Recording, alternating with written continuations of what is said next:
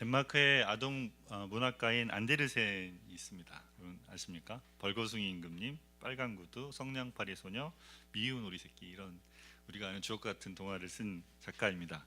안데르센이 어렸을 때 글을 쓰기를 좋아했는데 11살 때 처음 희극 같은 이런 비슷한 걸 써가지고 사람들한테 이렇게 보여줬는데 반응이 별로 안 좋았답니다. 그 중에 어떤 동네 아주머니는 야, 이걸 글이라고 썼냐?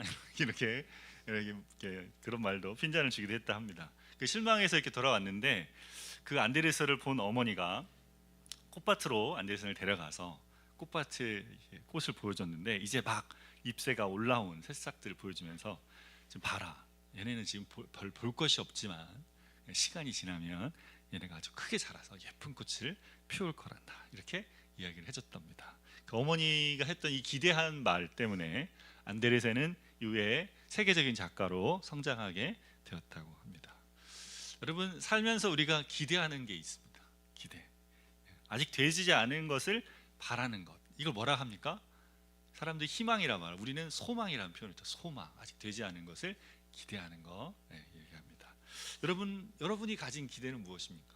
여러분은 살면서 앞으로 무엇을 보고 싶으십니까?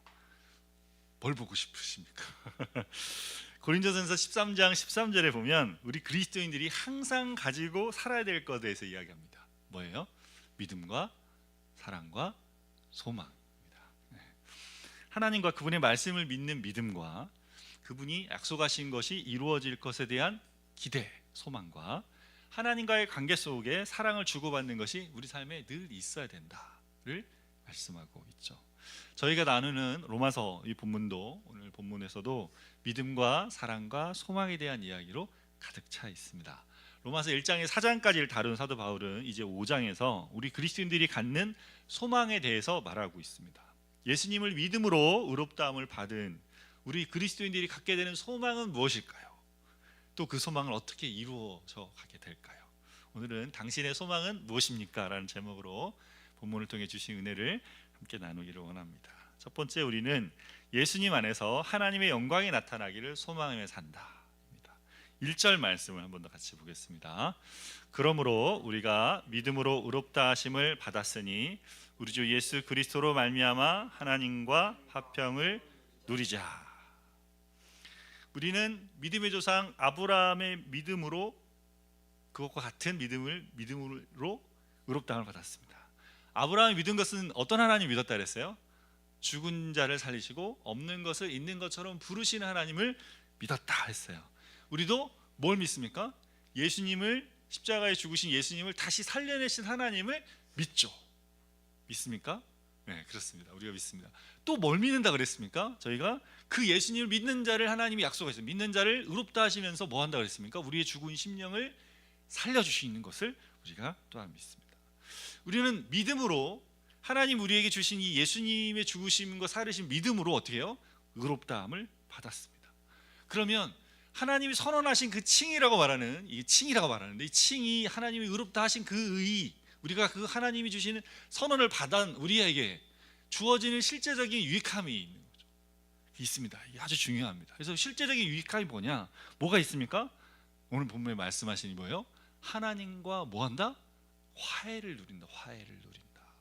화해를 누리고 사는 겁니다. 이것이 우리가 이 땅을 사는 동안에 굉장히 우리에게 엄청난 유익을 주는 것이죠. 우리는 더 이상 하나님의 진노의 대상이 아니고, 그래서 하나님으로부터 숨어 있거나 등을 돌려 살지 않아도 되는 그런 상태가 되었다는 것을 의미합니다. 아담과 하와가 처음 죄를 지었을 때 보인 반응이 뭐였습니까? 하나님의 얼굴을 피해서 숨었죠. 하나님이 오셔서 아담아 네가 어디 있느냐, 동산을 늘 거니면서 하나님과 교제하기를 즐거워했던 아담과 하와가 숨었어요. 왜요? 죄를 지어서 나무 뒤에 숨었습니다. 안 보이게. 하나님이 이제 부르시란 말이에요. 그래서 계속 제가 죄를 지었으므로 숨었나이다, 이렇게 이야기를 지금 하잖아요. 그때부터 뭐예요? 벌거벗은 모습이 드러날까봐, 하지 말라고 한 것이 들킬까봐 숨은 거죠. 그래서 어떻게 합니까? 아담의 피를 이어받은 우리는 뭐예요? 모든 인간은 다 그 안에 들어가는 거예요. 하나님의 얼굴을 피해 숨고자 하는 마음이 우리 안에 자리합니다. 이걸 뭐라고 합니까? 죄된 본성, 죄의 성향, 이렇게 말합니다. 우리의 모습을 감추고 드러내려 하지 않는 거죠. 사람들을 만나보면 사람 중에는 속을 알 수 없는 사람이 있습니다. 이 사람이 자기를 잘 감추고 있어요.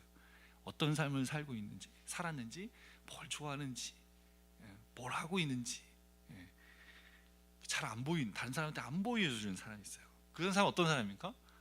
아직도 스스로 어둠 속에 살면서 나무 뒤편에 숨어 사는 사람입니다. 가리고 있는 사람이죠.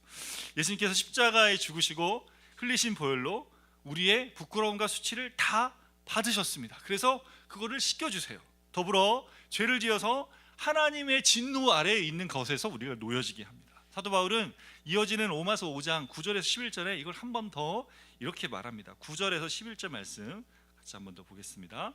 그러면 이제 우리가 그의 피로 말미암아 의롭다 하심을 받았으니 더욱 그로 말미암아 진노하심에서 구원을 받을 것이니 곧 우리가 원수 되었을 때에 그의 아들의 죽으심으로 말미암아 하나님과 화목하게 되었은즉 화목하게 된 자로서는 더욱 그의 살아나심으로 말미암아 구원을 받을 것이니라. 그뿐 아니라 이제 우리도 화목하게 하신 우리 주 예수 그리스도로 말미암아 하나님 안에서 또한 즐거워하느니라. 아멘. 예수님이 우리 죄를 씻겨줄 뿐 아니라 그 죄를 씻긴다는 말이 뭘 의미한다고요? 하나님의 진노에서 구원받는다는 거예요.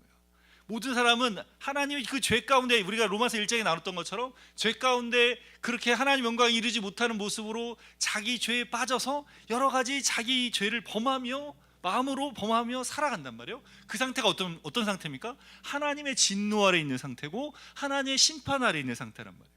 그 상태에 있는 것에서부터 뭐 한다고요? 주님이 우리를 구원하신다. 예수 그리스도 안에서 우리가 구원받았다. 우리가 아직 원수 되었을 때 예수 그리스도께서 죽으심으로 우리와 하나님 사이를 화목케 하셨다라고 이야기합니다.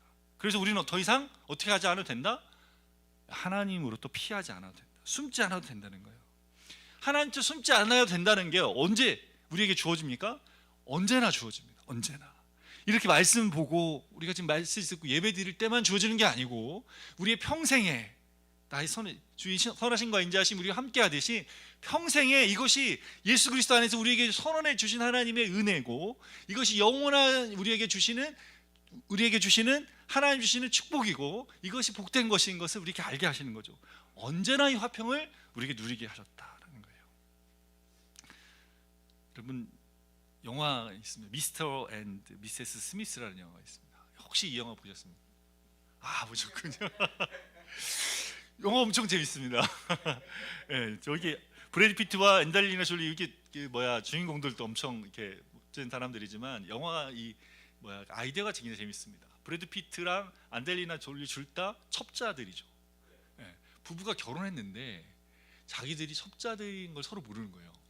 그냥 평범한 자기는 첩자지만 평범한 남편이 평범한 아내인 줄 알았습니다. 그렇게 결혼 생활을 하면서 이게 활동하고 막 하다가 어느 사건으로 서로 만나게 돼요. 그 사건에 서로를 죽여야 되는 상황, 서로가 서로의 일을 방해하는 그런 상황 가운데 되면서 이거를 사진을 요즘 카메라 있으니까 하다 보니까 남편이 첩자인 걸 알게 된 거예요.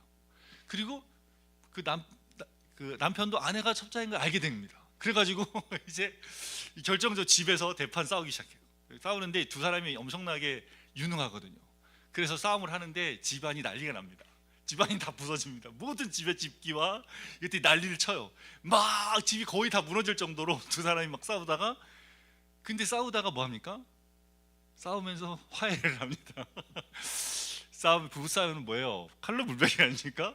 그 집이 다 무너졌는데 근데 화해를 해요. 그리고 어떻게 합니까? 화해를 해서 두 사람이 이제 화해를 하는 순간에 사람들이 밖에서 이 두 사람 죽이겠다고 공격해 와요. 그래서 이 두 사람이 힘을 합쳐서 그 사람들을 무찌르는 말입니다. 네. 여러분, 화해케 됐다는 말이 뭡니까? 이 치열한 싸움 가운데 화해케 됐다는 거는 화해한 관계를 누린다는 말은 뭐냐면 원수처럼 싸우다가 화해를 하게 되면 이제 친해지는 것입니다. 언제 그랬냐는 듯이 서로 관계하며 친밀해지는 관계를 누리게 되는 거죠. 하나님과 화목함을 누린다라는 말은 언제든지 어디서든지 하나님을 만나고 교제하는, 그래서 그분과 함께 살아가는 이 삶을 살아가게 되는 겁니다. 예수님 안에서 6장에 또 이야기를 할 텐데 예수님 안에서 우리가 하나님과 예수님 안에서 예수님과 함께 연합해서 하나님 안 삼위 하나님 그 관계 속에 들어가게 되는 이 관계를 우리에게 주셨단 말이에요. 그래서 이 즐거움과 이 화목 안에서 하나님 언제나 교제할 수 있는 이 자리 가운데 들어가게 되었다. 이것을 제가 암송했던 요한 1서 1장 3절 말씀에 뭐라고 말합니까? 우리의 사귐은 아버지와 그 아들 예수 그리스도와 더불어 누립니다. 우리의 사귐이 이 화목해 된 자리에서 사귐이 뭐다? 아버지와 예수 그리스도와 더불어 누리는 거다. 함께 삶을 누리는 거다. 이것이 뭐예요? 저희가 지난주에 봤던 삼위 하나님과의 사귐 안에서 말하는 내용입니다. 하나님과의 관계 속에 예수님이 만들어 놓으신 그 안에 들어가 사는 것이죠. 하나님 아버지와 아들 예수님과 함께 누리는 사랑의 관계. 사랑하기 때문에 어떻게 해요? 늘 생각하고 늘 마음속에 있는 것입니다. 그런 사귐의 관계 안에 들어가는 거죠. 여러분은 예수님 안에서 이런 사귐을 누리고 계십니까? 여러분, 이 관계는 의무가 아니고 특권이고 은혜입니다. 주님이 우리를 혼자 살게 하지 않으시고 어떻게 고아처럼 살게 않으시고 우리의 작은 신음도 들으시고 멀리서도 우리 생각을 아시고 우리의 출입도 아시고 우리 향해 많은 생각을 가지고 계신 그분과의 친밀한 관계를 누리며 살아가는 것입니다. 그래서 2절에서 사도 바울은 하나님과 화평을 누리는 사람이 가져야 될 소망에 대해서 이렇게 말합니다. 2절 말씀 같이 읽겠습니다. 또한 그로 말미암아 우리가 믿음으로 서 있는 이 은혜에 들어감을 얻었으며 하나님의 영광을 바라고 즐거워하느니라. 우리는 예수님으로 인해서 그로 인해서 그분을 믿음으로 우리가 지금 이 은혜에 서 있는 은혜에 들어감을 얻었어요. 여기 들어간다라는 헬라어 단어는 사고게라는 단어를 쓰는데 가까이 가져간다, 소개한다는 뜻입니다. 여러분, 낯선 파티에 가면 누군가가 나를 소개해줘야 거기 온 새로운 사람을 만날 수 있게 되잖아요. 예수님께서 우리를 하나님께 소개해줘요. 우리가 예수님을 통해서 이 은혜, 예수님이 우리를 소개하는 자리로 우리가 들어가게 되는 거죠. 그분으로 인해서 우리가 하나님과 가까이 거할 수 있게 된 것입니다. 그래서 우리가 이 은혜에 서 있어요. 우리가 서 있는 예수님을 믿음으로 우리가 발 딛고 살아가는 우리의 삶의 지경이 달라졌습니다. 전에는 하나님 밖에 있다가 이제는 하나님 안으로, 하나님의 식구가 아니었다가 그분의 가족으로, 하나님 나라 밖의 시민이었다가 이제 하나님 나라의 시민으로 된 것이죠. 이제 우리는 그분의 속한 자로 살아가게 된 것입니다. 그분 안에서 우리가 무엇을 한다고 말해요? 하나님의 영광을 바라고 즐거워한다라고 합니다. 그분 안에서 하나님의 영광을 바라고 즐거워한다. 하나님 안에서 우리가 늘 기대하고 품고 살아가야 될 일이 이거다. 여러분, 우리가 기대하는 하나님의 영광, 우리가 바라는 하나님의 영광이 뭡니까? 뭘까요? 우리 존 스토트 목사님이, 영국의 신학자 존 스토트 목사님이 이렇게 말합니다. 같이 읽어볼까요? 함께 읽어보겠습니다. 잘 안 보이시나요? 제가 같이 읽어보겠습니다. 우리는 언젠가 완전히 나타나게 되는 하나님의 영광의 찬란한 빛을 소망합니다. 하나님의 영광은 예수님께서 큰 권능과 영광으로 다시 오실 때 나타나게 될 것입니다. 그때 우리는 하나님의 영광을 볼 뿐 아니라 예수님과 같이 변하게 될 것입니다. 이 땅에서 탄식하는 피조물까지도 썩어짐의 종로로 탄 데서 해방되어 하나님의 자녀들의 영광의 자유에 이르게 될 것입니다. 새로워진 우주는 창조주의 영광으로 가득 찰 것입니다. 하나님의 영광이 나타나기를 바란다 할 때 우리의 이 모습이 온전해지는 것을 바라는 거예요. 그 하나님께서 비추시는 그 모든 것으로 우리의 모든 연약함과 깨어진 것들이 온전하게 회복되어지기를 바라는 것입니다. 그뿐 아니라 우리 개인적으로 우리의 몸과 육체에 대할 뿐 아니라 이 세상에 깨어진 모든 자리도 주님이 이것들을 회복시켜 주실 것을 바라는 것이죠. 이 영광을 바란다는 말은 이런 의미입니다. 주님의 주되심을 이 온 땅 가운데 우리 모든 사람에게 나타날 것을 우리가 기대하는 것이죠. 여러분, 그렇지만 이건 미래에 되어질 일입니다. 그렇지만 우리가 하나님의 영광을 바라는 것은 이것만 의미하는 것이 아닙니다. 이것과 더불어서 우리는 하나님의 영광이 지금 나의 삶에 나타나기를 바라며 살아갑니다. 현재 의미도 있어야죠. 그죠? 계속 미래만 바라보는 게 아니고 언제 되겠지 이렇게 한 게 아니고 지금 어떻게 해요? 날마다 이것을 바라며 살아갈 때 하나님의 영광이 나의 삶에 나타나기를 바라며 살아가는 것이 그리스도인의 삶입니다. 하나님의 보좌 가운데 영광과 거룩함이 가득합니다. 이사야가 하나님의 보좌 가운데 계신 천사들이 드리는 예배를 보면서 뭐라 합니까? 뭐 했어요? 발을 날개로 가리고 눈을 가리고 뭡니까? 날개찍을 하면서 입은 열려갖고 말합니다. 뭐 합니까? 거룩하다 거룩하다 거룩하다 만군의 여호와여, 주의 영광이 온 땅에 충만하시도다, 이렇게 고백해요. 막 천군과 천사들이 계속 이야기합니다. 그게 가득 찬 예배, 천사들이 예배 가득한 예배, 거룩하다 거룩하다 거룩하다, 주의 영광이 온 땅에 충만하시다 합니다. 그 주의 영광이 어디에 나타납니까? 주의 몸된 교회와 주를 믿는 사람들 위해 하나님의 영광이 충만하게 나타나는 것이죠. 이 소리가, 하나님의 그 영광이 삼위 하나님의 이 관계성 속에서 우리에게 흘러 들어오고 그 충만함을 우리가 덧입게 되는 것입니다. 이것이 생명이고 이것이 하나님이 주시는 빛인 거죠. 삼위 하나님은 영원 전부터 서로 말할 수 없는 친밀한 관계를 누리고 계시고, 우리가 나눴던 것처럼 서로 기뻐하고 서로를 존중하시며 서로를 찬양하고 높이며 예배하고 계십니다. 그 영원하신 삼위 하나님 안에 뭐가 가득하다? 영광이 가득합니다. 그 가득한 영광을 어떻게 해요? 우리에게 흘려보내십니다. 에베소서, 지난주에 나눈 에베소 3장처럼, 말씀처럼, 사도 바울이 했던 기도처럼 그 그리스도의 사랑의 넓이와 길이와 깊이와 높이를 우리가 깨달아 알 때 하나님의 모든 충만하신 것으로 우리를 충만하게 하시는 것이죠. 그래서 어떻게 합니까? 우리가 하나님과 화목한 자로 하나님과 이 깊은 사귐, 이 사랑의 관계를 맺어갈 때 거기에 하나님의 영광이 나타납니다. 우리는 그것을 바라고 사는 사람들, 그것이 무엇인지를 더 알기를 원하고 그것을 더 맛보기를 원하고 그것을 더 구하며 그것을 가지고 살아가는 사람이죠. 우리가 삶에 소망해야 될 것이 이것입니다. 여러분, 우리 죄인인 우리가 어떻게 감히 하나님의 그 영광을 바라며 살아갈 수 있겠습니까? 우리가 어떻게 이것들이 우리 가운데 있는 줄 알고 이것을 바랄 수 있어요? 근데 여러분, 이게 내가 하는 말이 아니고 하나님이 예수님 안에서 우리에게 이걸 주시겠다 말씀하시고 예수 그리스도로 말미암아 서 있는 이 은혜에 우리가 들어갔기 때문에 그렇습니다. 이것이 은혜이기 때문에, 예수 그리스도로 말미암아 서 있는 이 은혜 안에 우리가 들어갔기 때문에 이것이 우리가 믿고 있는 믿음이고, 이 믿음 안에서 하나님이 우리에게 이것들을 주시겠다 약속하고 계십니다. 이 은혜 안에서 우리는 우리의 삶에 감히 우리가 생각해보지 못하고 우리가 기대할 수도 없는 일들을 바라고 소망하게 되는 것이죠. 바로 하나님과 이 사귐 속에 하나님의 영광이 나의 삶에 나타나는 그런 일입니다. 사도 바울은 이것이 우리 그리스도인이 마땅히 바라봐야 될 일이라고 이야기해요. 2절에 하나님의 영광을 바라고 즐거워한다라고 말하는데, 여기 즐거워한다는 동사는 카우마이라는 단어를 쓰는데 자랑한다, 확신한다는 뜻. 뭘 바라고 확신해요? 하나님이 나에게 하나님의 영광을 나타내실 거야를 자랑하고 그것을 확신하며 살아가는 것이죠. 예수님을 믿음으로 이 은혜에 들어감을 얻었기 때문에 하나님이 자신의 영광을 나에게 나타나실 것을 소망하고 자랑하고 확신하며 살아가라. 아침에 눈을 떴을 때 하루를 생각하면 뭘 시작하십니까? 뭘 해야 되겠어요?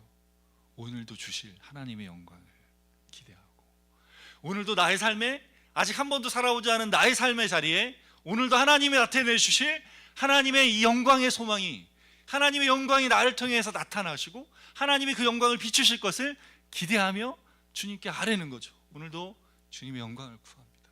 오늘도 주님을 기대합니다. 오늘도 성부, 성자, 성령 하나님 누리시는 사랑과 기쁨과 충만함과 영광을 소망합니다. 저의 삶의 구석구석에 제가 예상하지도 못하고 기대하지도 못했던 주님의 주에 대해 셈을 저에게 알게 하시고 그곳에서 주의 영광을 나타내 보여주시옵소서. 여러분, 그게 하루의 삶에 기대야 되는 거예요. 날마다 이것을 기대하며 사는 사람이 누구다? 우리 그리스도인이라는 겁니다. 날마다 하나님이 주시는 놀라운 그 자원이, 넘치도록 풍성한 하나님의 자원이 우리에게 흘러 들어오기를 우리가 바라고, 그걸 가지고 어떻게 해요? 흘려 보내는 자가 되는 거죠. 흘려 보내는 거죠. 내가 가진 것으로만 쓰는 게 아니고, 여기서 받은 은혜로만 쓰는 게 아니라 어떻게 해요? 날마다 그 자리에서 주시는 주님의 은혜를 바라고 그것을 받아서 상에 쓰는 거죠. 여러분, 이 땅의 끝에 영원히 남는 게 뭡니까? 이 세상의 끝에 맨 마지막에 영원히 남는 게 뭡니까? 하나님의 영광. 세상 끝에 모든 인생의 삶과 관계와 일의 궁극적인 의미는 하나님의 영광 앞에 종결이 돼요. 그 하나님의 영광이 오늘 나의 삶을 통해 드러나는 것은 우리가 정말 소망할 만한 일입니다. 우리 그리스도인들은 이것을 위해 살아갑니다. 하나님의 영광을 바라는 삶을 살아갑니다. 그래서 그것을 즐거워하고 그것에 맞게 행동하고 그것을 따라 관계하고 그것을 따라 일하며 살아가는 것이죠. 그래서 아침마다 뭐 하시라고요? 이것을 바라야 돼. 아침마다 내가 이것을 바랍니다. 오늘도 기대합니다. 오늘도 소망합니다. 오늘도 하나님이 나의 삶에서 새롭게 하실 일들을 기대합니다. 이렇게 바라보는 거죠. 어떻게 해야 돼요? 내가 하는 것이 아니라 뭐로? 이 믿음에 서 있는 은혜니까. 왜 됩니까? 내가 이렇게 아니고 이 믿음에 다시 서서 내가 서 있는 위치를 다시 확인하고 내가 하나님과 화목해 된 자예요. 그래서 난 하나님께 이 은혜를 바라고 구합니다. 이렇게 서가는 것이죠. 그래서 매일의 이 삶을 소망하며 이런 삶의 소망이 여러분 삶을 가득 채우기를 바랍니다. 마지막 때에 나타날 하나님의 영광을 바라고 즐거워할 뿐 아니라 날마다 여러분의 삶을 통해 나타나게 될 하나님의 영광을 또한 바라고 즐거워하시는 자 여러분 되시기를 바랍니다. 두 번째로 우리는 예수님 안에서 성품이 온전해지기를 소망하며 산다. 3절과 4절 말씀 같이 읽겠습니다. 다만 이뿐 아니라 우리가 환난 중에도 즐거워하나니 이는 환난은 인내를, 인내는 연단을, 연단은 소망을 이루는 줄 알미로다. 우리는 예수님 안에서 이 땅에 살아가는 동안에 그렇게 하나님의 영광을 바라고 확신하며 자랑하며 살아갑니다. 그런데 이게 날마다 잘 되면 얼마나 좋겠습니까? 그죠? 사는데 이게 순탄하지 않단 말이에요. 그래서 지금 말씀 들으면서도 저도 그렇게 하고 싶지만 그게 쉽지 않은 거요. 그게 날마다 그게 잘 안 되는 거죠. 이렇게 여러분이 마음이 가졌을지 모르겠어요. 그래서 사도 바울이 지금 5장 1절 2절 말씀하고 3절 4절에 이 말씀하는 거예요. 다만 이뿐 아니라, 그렇게 할 뿐 아니라 우리가 환난 중에도 즐거워한다. 이뿐 아니라 그건 알겠어요. 이뿐 아니라 그렇게 하는 거 알겠어요. 근데 환난 중에 즐거워한다고? 뭐 어떻게 합니까? 환난 중에 어떻게 즐거워합니까? 여러분, 이 환난은 이 땅을 사는 동안에 일반적으로 우리가 겪는 고통, 어려움, 좌절 등을 의미하죠. 근데 여기 덧붙여서 특별히 이 환난이라는 헬라어 단어는 트립세이스라는 단어를 쓰는데 하나님 나라를 거스르는 세상의 반대와 도전을 가리킵니다. 세상 속에서 우리는 환난을 겪습니다. 우리 그리스도인들은 예수님 믿는 것 때문에. 그게 뭔지 잘 몰라. 예전에 초대교회 성도들에게는 박해가 엄청 심하게 왔을 때 어떻게 해요? 박해 때문에 감옥에 갇히고 뭐 경기장에서 이렇게 사자에게 죽기도 하고 불에 태워 죽기도 하고 이런 순교하는 일들이 있었어요. 근데 지금의 우리가 살고 있는 이 시대에 우리가 세상으로부터 어떤 환난을 당하는지 우리는 잘 모를 수 있습니다. 그래서 세상에서 세상이 말하는 바가 무엇인지를, 세상이 주고 있는 도전, 하나님을 거스르는 도전이 무엇인지를 우리가 명확하게 알고 있어야 됩니다. 그러니까 우리가 지금 주일에 와서 한 2시간 같이 예배하고 일주일을 살고 오시잖아요. 일주일 동안에 여러분의 삶은 대부분 뭐합니까? 뭐 텔레비전 보고 뭐 핸드폰 보고 또 사람들 만나고 그러면서 어떻게 해요? 세상을 산단 말이에요. 그 세상에 주는 도전을 다 직면하고 세상 사람들이 하는 방식과 그것을 따라 살아가니까 이게 환난인지 아닌지 모르고 그냥 우리 내면에서 계속 왔다 갔다 하는 우리 안에 싸움이 있어요. 이 모든 게 싸움이에요. 환난의 싸움입니다. 믿음을 공격하는 싸움들이고 그 환난을 당할 때 하나님 대적하는 세상의 사고와 세상의 체계들이 우리한테 올 때 우리 안에 뭡니까? 뭐와 만납니까? 우리의 죄성과 만난다고. 그래서 여기 지금 이렇게 하나님 예수님 안에서 주님과 사귐을 누리게 하고 하나님과 화목했다는 거 우리가 알고 있음에도 불구하고 환난을 딱 당하는 순간 마음이 어떻게 합니까? 탁 돌아가는 예전의 마음으로 돌아가서 혼자 하나님 아버지로 사는 게 아니고 내가 고아처럼 혼자 사는 것처럼 딱 돌아가서 그 모습으로 살게 된다는 거죠. 그래서 환난이 올 때 우리 마음이 어떻게 합니까? 어떻게 해요? 그렇게 돌아가는 것을 우리가 그 자리를 지키는 그 마음, 이거 뭐라고 합니까? 다만 이뿐 아니라 우리가 환난 중에도 즐거워한다. 그래서 하나님이 그 자리에 우리를 지켜주실 것을 바라며 머물러야 된다는 겁니다. 자, 환난이 어떻게 한다? 그 다음에 환난은 뭘 만든다고 말합니까? 인내를 시작합니다. 인내를. 여러분 이 3절 말씀을 잘 이해하는 게 굉장히 중요합니다. 3절 말씀이 의미하는 바가 뭔지를 이해할 수 있어야 돼요. 환난은 인내를 이룬다. 무슨 말입니까? 세상의 도전과 우리의 죄성 안에 우리가 뭐예요? 자꾸 넘어진단 말이에요. 예전의 모습으로 돌아가서 하나님과 함께하는 것을 생각하지 못하고 내가 이걸 어떻게 해보려고 그러는 거죠. 세상이 주는 대로, 세상의 방식으로 사람들이 살고 있는 대로 막 갔다가 어떻게 해요? 가다 보면 넘어져요. 가다 보면 내 힘으로 하다가 안 된다는 걸 알아요. 자꾸 넘어지는 일을 하는데 우리는 뭐 합니까? 그래서 이거를 예수 그리스도의 은혜 앞에 다시 가져가고 다시 가져가고 하다 보면 넘어졌다 일어났다를 반복하다 보면 이게 뭐가 돼요? 우리 안에 내성이 생긴단 말이에요. 내성이. 그래서 뭐예요? 인내할 수 있게 돼요. 인내. 이 시간을 지나면서 주님이 우리 안에 주시는 뭐가 생깁니까? 인내라는 성품이 자라가기 시작합니다. 인내가 자라면 어떻게 됩니까? 왜 자라야 됩니까? 야고보서 1장 3절에 이렇게 말씀합니다. 이는 너희 믿음의 시련이 인내를 만들어내는 줄을 너희가 알미라. 인내를 온전히 이루라. 이는 너희를 온전하고 구비하여 조금도 부족함이 없게 하려 함이라 말씀합니다. 신앙생활에 굉장히 중요한 게 뭐다? 인내하는 거다. 인내. 어느 상황이 됐을 때 아이 그렇지 아니지 원래 그런 게 아니었던 거야 이렇게 하는 게 아니고 어떻게 하느냐? 인내. 인내. 맞아요 주님. 저는 못하지만 주님이 하셨다 그러니 저 여기 있을 거예요. 여기 있을 거예요. 여기 주님이 하신 거니까 인지 알고 여기 있을 거예요. 이거 뭐나? 인내하는 거. 무슨 상황이 벌어졌을 때 내가 하던 대로 말씀을 읽고 예배드리고 뭔가 주님 앞에서 세워진 게 있어. 근데 이 벌어지면 환란이 탁 들어오면 그래 이거부터 안 하는 거야. 이거보다 더 중요하지 이게. 이렇게 돌아가는 걸 하지 않고 어떻게 한다? 인내. 거기 안에 인내하고 머물 때 어떻게 됩니까? 인내를 이루어갑니다. 이루어가요. 그 인내를 온전히 이루면 어떻게 됩니까? 온전하고 구비하여 조금도 부족함이 없게 된다.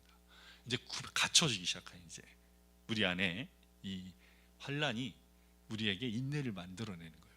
그 시간을 나게 합니다. 우리가 소망하는 하나님의 영광을 바라는 일은 환난을 통해서 인내가 자라갈 때 우리 인생의 실제가 되어집니다. 그래서 우리가 환난 중에도 기뻐하는 거예요. 환난 중에 하나님과 관계를 생각하고 환난 중에 하나님과의 깊은 사귐으로 나아가기 때문에 환난이 우리에게 그런 일을 하기 때문에 그렇습니다. 여러분 환난이 없으면 예수님이 하시는 이 말씀들이 우리 삶에서는 그냥 하나의 관념이 돼요. 그냥 하나의 그냥 알고 있는 내용이 됩니다. 그냥 생각하는 것 정도 굉장히 잘하시는 거예요. 근데 이것이 내게 되려면 뭐가 있을 때?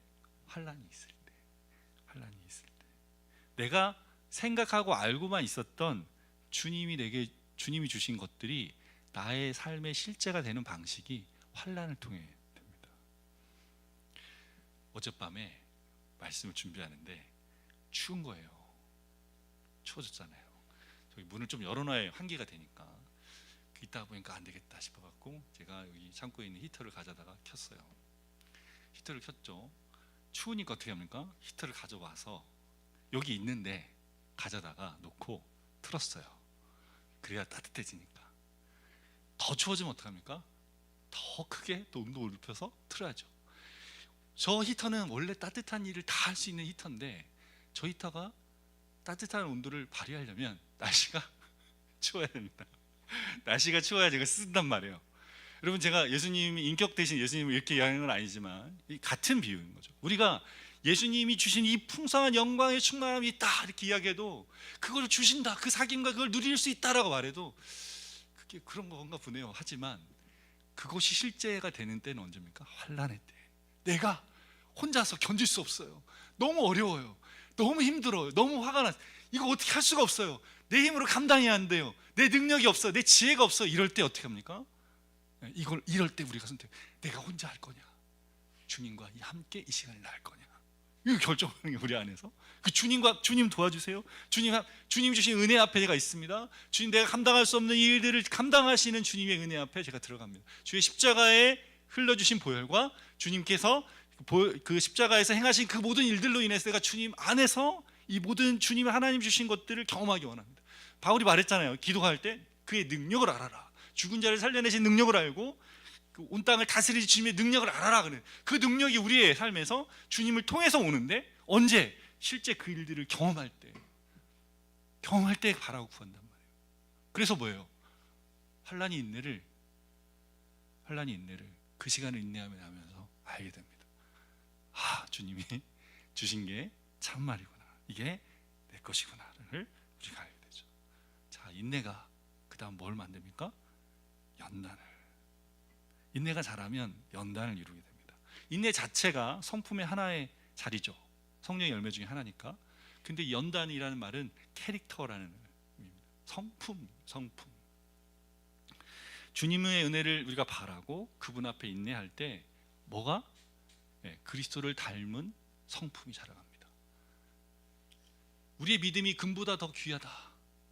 정금보다 더 귀하다. 주님이 우리의 믿음을 단련시키고 우리의 성품을 단련시킬 때 뭘 통해? 환난을 통해서 정금처럼 우리를 빚어가십니다. 우리 성품은 저절로 벼져지는 게 아니고 이 세상 안에서 우리의 그 죄성이 뭐와 부딪혀 볼 때 자꾸 부딪히다 보면 알게 되는 거예요. 아, 이렇게 되는 삶이 아니고 이렇게 살아가는 게 하나님이 주님이 내게 주신 삶이구나라는 것을 알아가며 그 성품을 우리 안에 허락하신 것을 알게 됩니다. 베드로후서 1장 3절과 4절에 이렇게 말씀합니다. 같이 읽겠습니다. 그의 신기한 능력으로, 베드로후서 1장 3절 4절 말씀이 없나 봐요. 제가 읽어드리겠습니다. 그의 신기한 능력으로 생명과 경건에 속한 모든 것을 우리에게 주셨으니 이는 자기의 영광과 덕으로서 우리를 부르신 이를 알므로 말미암음이라. 이로써 그 보배롭고 지극히 큰 약속을 우리에게 주사 이 약속으로 말미암아 너희가 정욕 때문에 세상에서 썩어질 것을 피하여 신성한 성품에 참여하는 자가 되게 하려 하셨으니. 너희가 정욕 때문에 세상에 썩어질 그 성품을 피하여 신성한 성품, 신의 성품에 참여하는 자가 되게 하셨어요. 근데 이걸 어떻게 하신다? 그분의 신기한 능력으로 하시는 거예요. 그분의 신기한 능력으로 영광과 생명에 속한 모든 것을 우리에게 주셨다 말씀합니다. 우리는 주님이 우리에게 주시는 이 풍성한 은혜, 생명과 영광에 속한 모든 것을 주신 것이 무엇인지를 아직 다 알지 못합니다. 왜요? 그분의 신비한 능력으로 우리에게 주시기 때문에. 그렇지만 주님이 이렇게 약속하시고 우리에게 주시겠다 약속하신 일이기 때문에 이 성품을 변화시켜 가시는 주님의 일들이 환난 가운데 우리가 인내하며 연단 받아가며 그 성품이 우리 안에 변화져 갈 때 그것이 우리에게 이루어지는 것을 보게 돼요. 하나님의 성품이 그냥 나의 자연적인 성품 말고 내가 조금 잘 참고 조금 배려 깊고 이런 거 말고 하나님의 성품, 하나님이 주신, 성령님이 우리에게 주신 성품이 우리에게 자라간다 것이죠. 예수님 말씀하셨어요. 어떤 사람?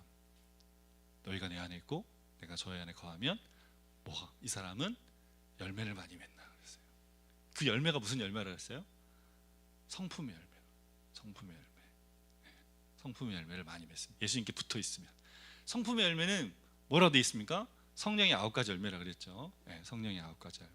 사랑, 기락, 화평과 오래 참음과 충성과 자비와 절제와 온유, 긍휼.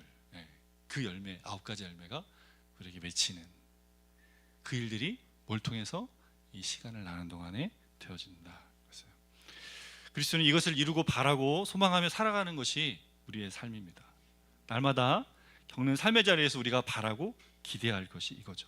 이것이 변하는 게 이렇게 우리 성품이 변하는 게 쉽지 않습니다. 그냥 되지 않기 때문에 삶의 자리를 지나면서 난 한 번에 나 이제부터 거룩한 자로 주님의 성품을 닮은 자로 내가 살아야겠어 결정한다고 되어지는 게 아니고 그렇게 되어지는 게 아니고 그거는 어떻게 해요? 예수님을 믿음으로 주셔요. 한 번에 선언해 주셔요. 일단 뭐예요? 자녀 삼아 주신 다음에 그 다음에 자녀로 만들어 빚어가시는 그 빚어가는 거 어떻게 해요? 계속 하시는. 근데 환난을 겪고요. 아무리 제 모습을 봐도 이게 될까 모르겠어요. 이게 되겠어요? 지금 안 될 것 같은데요? 환난 경우 너무 힘든데요? 이렇게 그리스도인 타는 너무 어려워요. 이렇게 할 때 주님 뭐 말씀하십니까?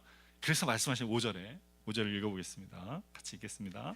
소망이 우리를 부끄럽게 하지 아니함은 우리에게 주신 성령으로 말미암아 하나님의 사랑이 우리 마음에 부은 바 됨이니.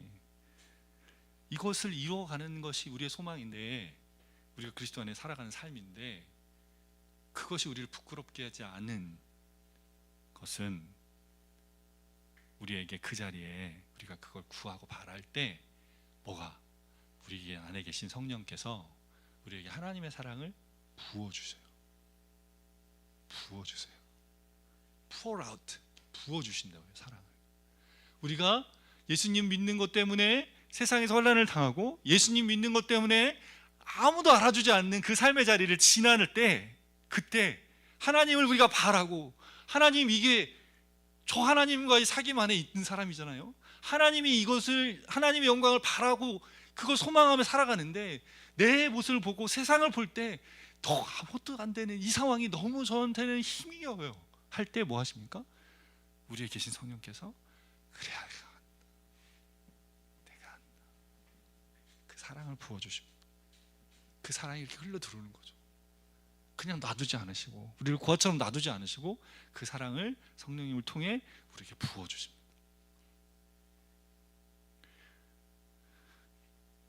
제가 이렇게 말할 수는 없겠어요. 여러분, 주님의 이 성령이 부으시는 은혜를 깊이 경험하고 싶으십니까? 환란으로 더 들어가십시오. 이렇게 말을 못하겠어요. 제가 이렇게 말하지 않아도 여러분이 살고 있는 삶 자체에 환란이 있습니다.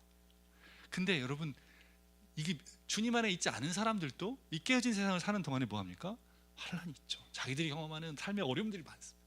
근데 우리는 그냥 그 어려움이 아니고 우리 환란이라니까요. 우리가 주님 앞에 이 경험하는 삶의 자리, 우리가 겪고 있는 이 자리가 주님과 함께하는 자리에서 뭡니까? 주님이 우리를 세워가시는 방식, 주님과 관계할 때 이것이 우리 안에서 주님의 성령이 우리에게 주시는 사랑이 나타나고 그 은혜가 부어지고 우리 성품이 변하는 자리로 우리가 살아가는 거죠. 똑같은 인생을 사는데 어떤 인생을 사실 거예요?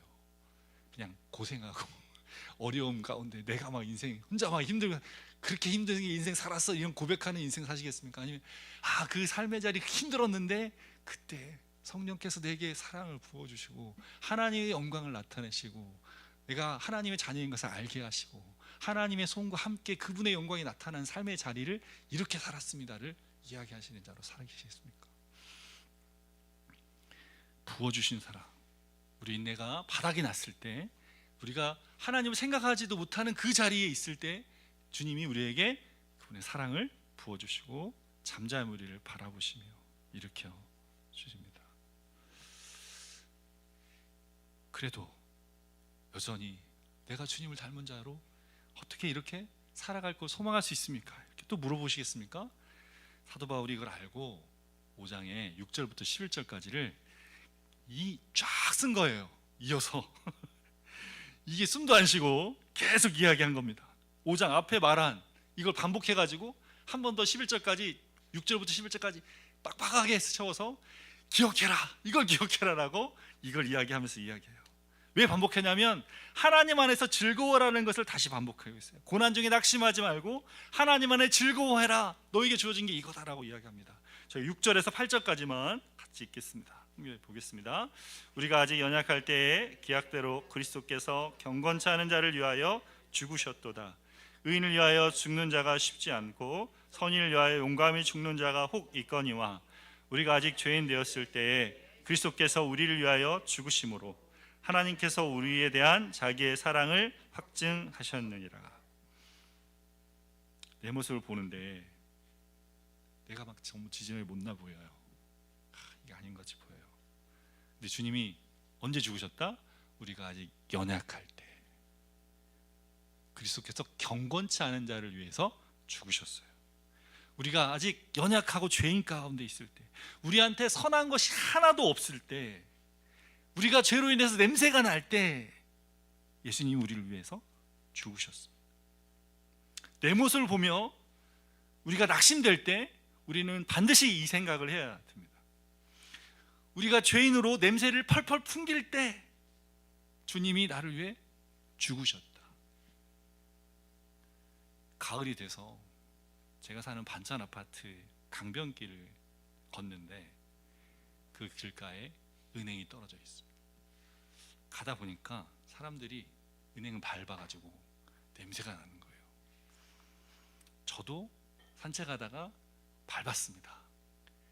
밟아가지고 밤이었으니까 밟고 집에 들어갔어요.